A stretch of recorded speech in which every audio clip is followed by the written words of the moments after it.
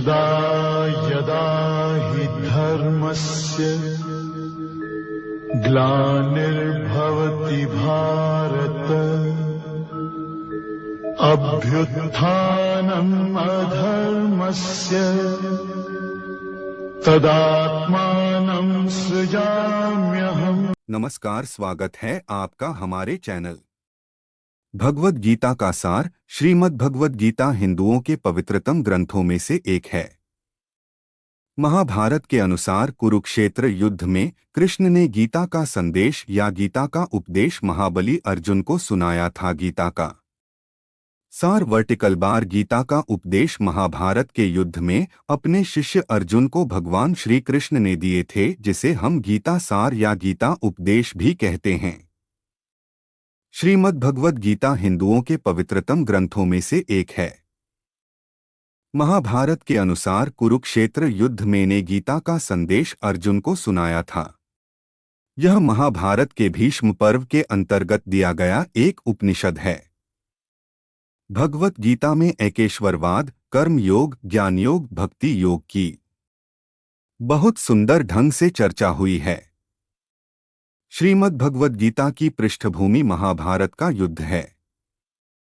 जिस प्रकार एक सामान्य मनुष्य अपने जीवन की समस्याओं में उलझकर किंकर्तव्य विमूढ़ हो जाता है और जीवन की समस्याओं से लड़ने की बजाय उससे भागने का मन बना लेता है, उसी प्रकार अर्जुन, जो महाभारत के महानायक थे, अपने सामने आने वाली समस्याओं से भयभीत होकर जीवन और क्षत्रिय धर्म से निराश हो गए थे। अर्जुन की तरह ही हम सभी कभी कभी अनिश्चय की स्थिति में या तो हताश हो जाते हैं और या फिर अपनी समस्याओं से विचलित होकर भाग खड़े होते हैं।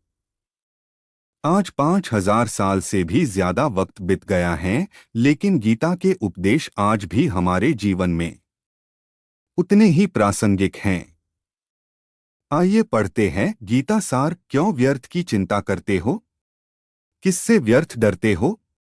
कौन तुम्हें मार सकता है? आत्मा न पैदा होती है न मरती है। जो हुआ वह अच्छा हुआ, जो हो रहा है वह अच्छा हो रहा है, जो होगा वह भी अच्छा ही होगा। तुम भूत का पश्चाताप न करो, भविष्य की चिंता न करो। वर्तमान चल रहा है तुम्हारा। क्या गया जो तुम रोते हो? तुम क्या लाए थे जो तुमने खो दिया? तुमने क्या पैदा किया था जो नाश हो गया? न तुम कुछ लेकर आए, जो लिया यहीं से लिया, जो दिया यहीं पर दिया, जो लिया इसी भगवान से लिया, जो दिया इसी को दिया। खाली हाथ आए और खाली हाथ चले। जो आज तुम्हारा है कल और किसी का था, परसों किसी और का होगा। तुम इसे अपना समझकर मग्न हो रहे हो। बस यही प्रसन्नता तुम्हारे दुख खोण का कारण है। परिवर्तन संसार का नियम है। जिसे तुम मृत्यु समझते हो वही तो जीवन है।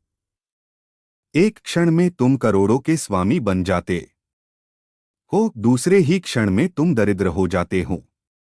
मेरा तेरा, छोटा बड़ा, अपना पराया मन से मिटा दो, फिर सब तुम्हारा है, तुम सबके हो। न यह शरीर तुम्हारा है न तुम शरीर के हो। यह अग्नि, जल, वायु, पृथ्वी, आकाश से बना है और इसी में मिल जाएगा। परंतु आत्मा स्थिर है, फिर तुम क्या हो? तुम अपने आप को भगवान को अर्पित करो। यही सबसे उत्तम सहारा है। जो इसके सहारे को जानता है वह भय, चिंता, शोक से सर्वदा मुक्त है। जो कुछ भी तू करता है उसे भगवान को अर्पण करता चल। ऐसा करने से सदा जीवन मुक्त का आनंद अनुभव करेगा।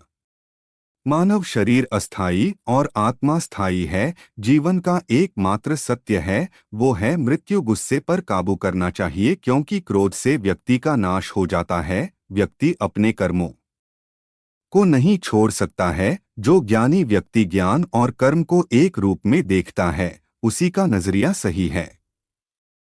इंसान को अपने मन को काबू में रखना चाहिए। मनुष्य को पहले खुद का आकलन करना चाहिए और खुद की क्षमता को डोट जानना चाहिए, खुद पर पूरा भरोसा रखें और अपने लक्ष्य को पाने के लिए लगातार प्रयास करें, अच्छे कर्म करें और फल की इच्छा ना करें। मनुष्य की इंद्रियों का संयम ही कर्म और ज्ञान का निचोड़ है। तनाव से दूर रहना चाहिए क्योंकि तनाव इंसान को सफल होने से रोकता है। अपना काम को प्राथमिकता दें और इसे पहले करें। लोक में जितने देवता हैं सब एक ही भगवान की विभूतियां हैं। जो लोग भगवान का सच्चे मन से ध्यान लगाते हैं वह पूर्ण सिद्ध योगी माने जाते हैं। अपने काम को मन लगाकर करें और अपने काम में खुशी खोजें। किसी भी तरह की अधिकता इंसान के लिए बन सकती है। बड़ा खतरा दूसरी की भलाई पर ध्यान दे, सिर्फ अपना मतलब नहीं साधे। ईश्वर हमेशा मनुष्य का साथ देता है। संदेह की आदत इंसान के दुख का कारण बनती है। अगर आपको हमारी यह जानकारी अच्छी लगी तो वीडियो को लाइक कर देना और अगर चैनल पर नए हो तो चैनल को सब्सक्राइब कर देना। धन्यवाद। जय श्री कृष्णा।